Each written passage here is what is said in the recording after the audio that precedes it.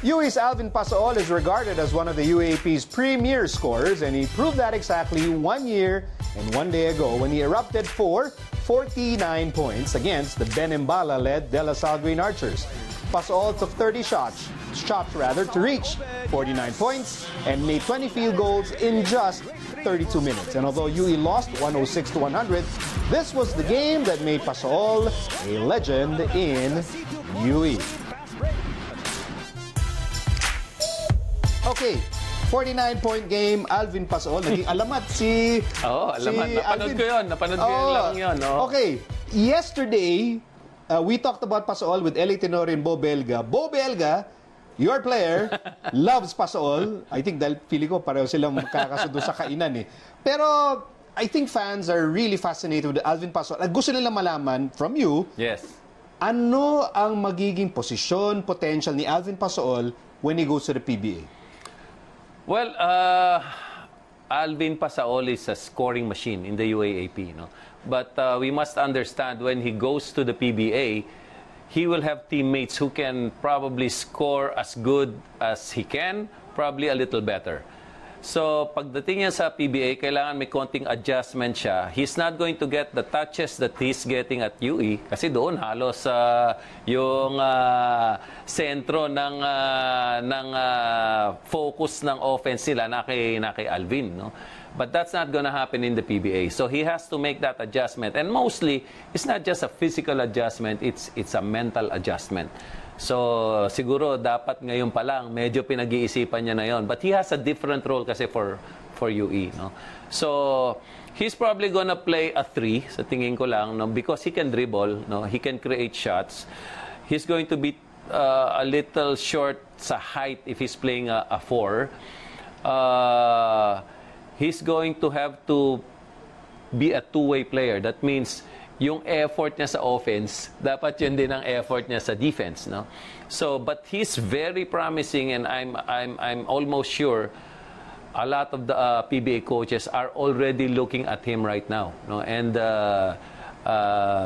trying to probably paano ba natin maififit ito dito sa team natin. Yun ang tinitingnan nila ngayon. It's interesting that so Alvin plays for UE. A former UE super scorer was Paul Lee, who played for you. Is there any comparison that we can make between the two? Yes. Si Paul, when he first played for me, was similar to actually what Alvin was doing, no? Pero nung pagdating niya dyan sa rain or shine, he had to share the playing time. He had to share yung being a focal point on offense with the rest of his other teammates, and he made the adjustment. Then later on, when you can prove, no, pagdating mo dun sa second or third year mo, when you can prove that, give me the ball, I know what to do with it, I can score, no, I'm efficient enough. Kasi hindi naman pwede yung marami kang bola, tapos mababa efficiency rate mo or yung percentage mo, no? So, Paul proved that. And I think Alvin Pasaol, first 2 years niya, is really the time to prove that you can be a focal point on offense and know what to do and be efficient. So, pwede yun. Yun yung similarity nila. They will have to start the same way. Kailangan mag-defer ka muna dun sa mga veterano, and then later on, be able to find your real spot in your team. I think we still have a couple of minutes left in this discussion. Total, I already mentioned that Ateneo and LaSalle will face off on Saturday, and you've been following the UAP very, very closely. Coach, tanong na rin kita, what do you think of this, the first round matchup of the arch rivals? Lasalista kasi ako, grade school at high school. Alam ko yun, Coach, kaya kita tinatanong. Alam ko, atinista ka rin eh. Kaya of course, no, ang puso ko is nasa LaSalle, no? But the way Ateneo has been playing, they're going to be really, really hard to beat, no? And when they gained their momentum, when their offense was working, and on the other end, their defense is there with their 7-footer, I think LaSalle is really going to have a hard time, no? But I'm not taking away the possibility na baka matsambahan namin yung Ateneo. I like it how you say. Talaga, all heart yung pagkasabi mo, coach eh. Na, syempre, baka matsambahan namin sana ang Ateneo. But in Ateneo Lasal games, anything can, ito talaga anything can happen, no matter how good one team could be. Siguro dapat yung UP pag-usapan na rin natin, coach. Kasi part of your heart is also maroon din yan eh. Of course, nung college na naglaro naman tayo sa UP, I'm still very hopeful for UP. Ang tingin ko lang sa kanila is just a little bit more maturity.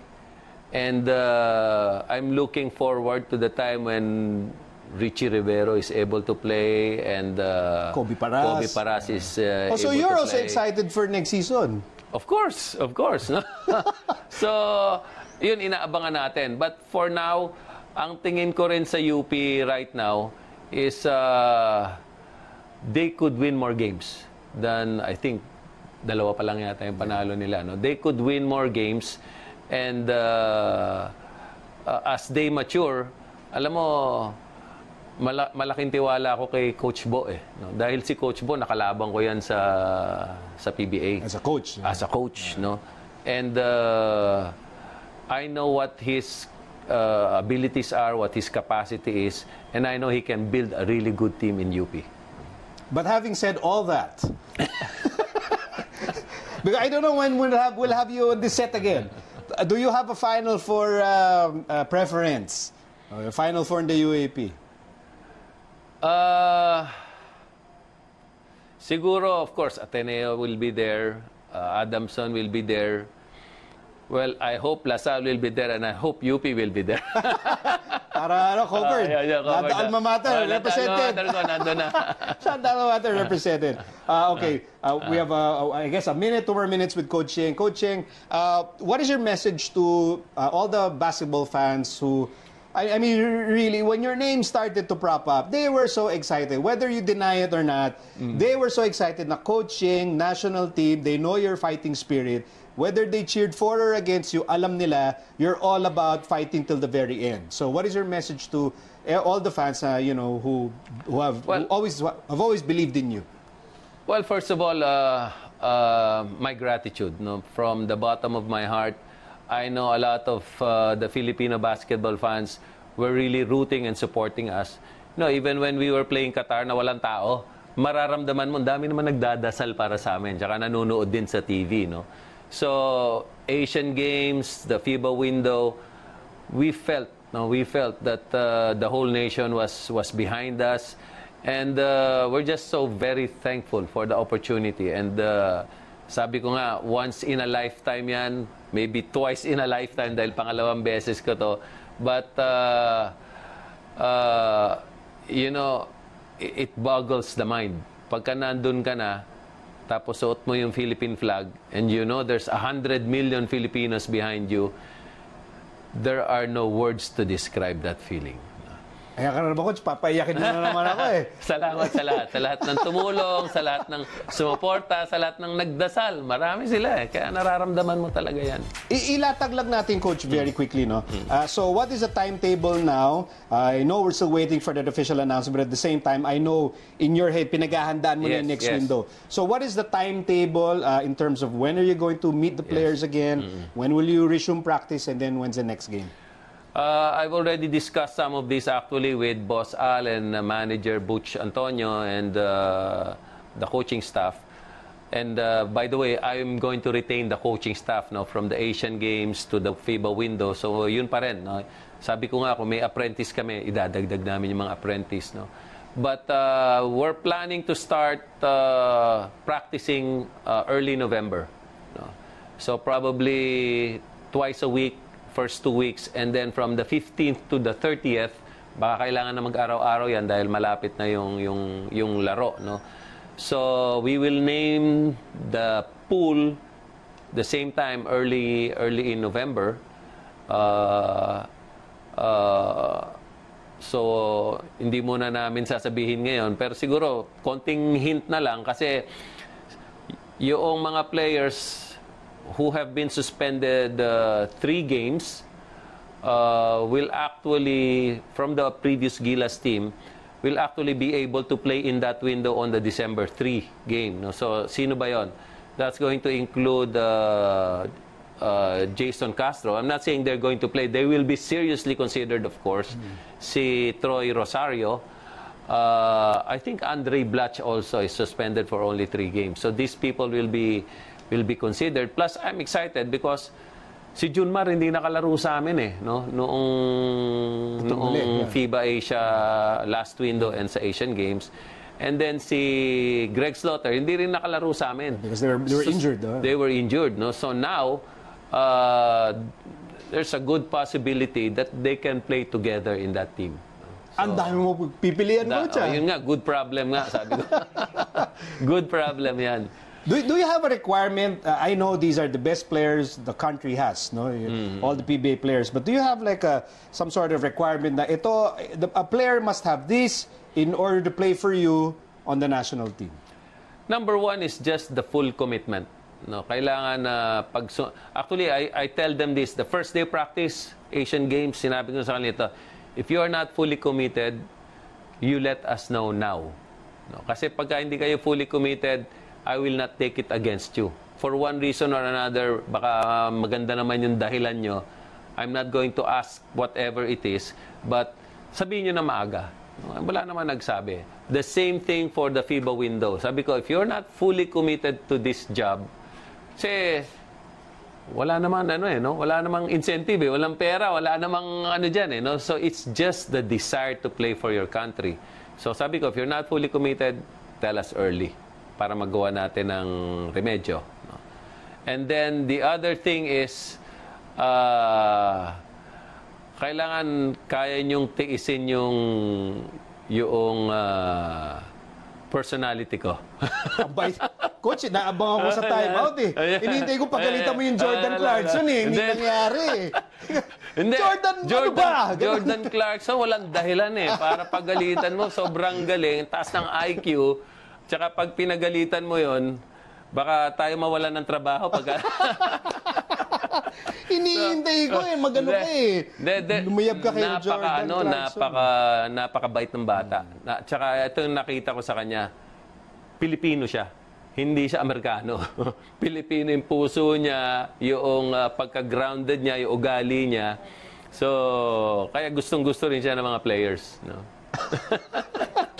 Did Jordan tell you about like how he found your coaching style or I did not really bother to ask him, but I heard from other sources na okay naman siya, masaya siya dun sa sistema, masaya naman siya dun sa samahan. Masaya siya pinapalaro mo siya yung dating ko siya, hindi siya pinapasok Limited minutes naman.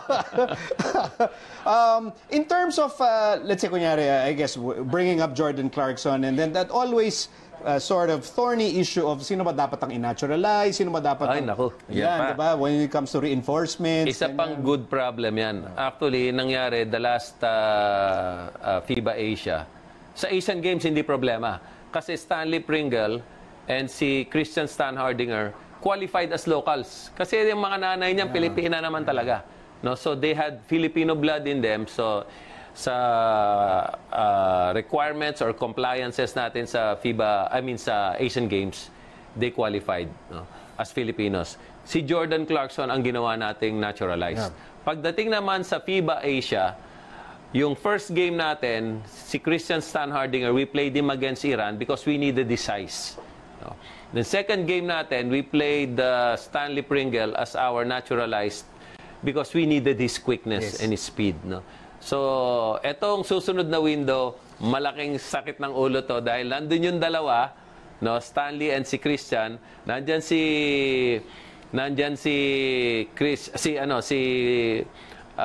Andre Blatch.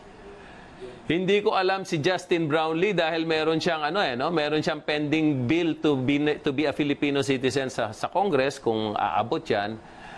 And then sino pa ba? Of course, si Marcus Douthit is still qualified. Still an option. Daming choices And then hindi naman pwede si Jordan Clarkson dahil ongoing na ang NBA. Okay. So at least malinaw yun. Ang malinaw, ang daming choices ni Coach. Daming choices. That's why his smile is ear to ear. Coach, maraming salamat for Thank you also. And good luck. Thank you.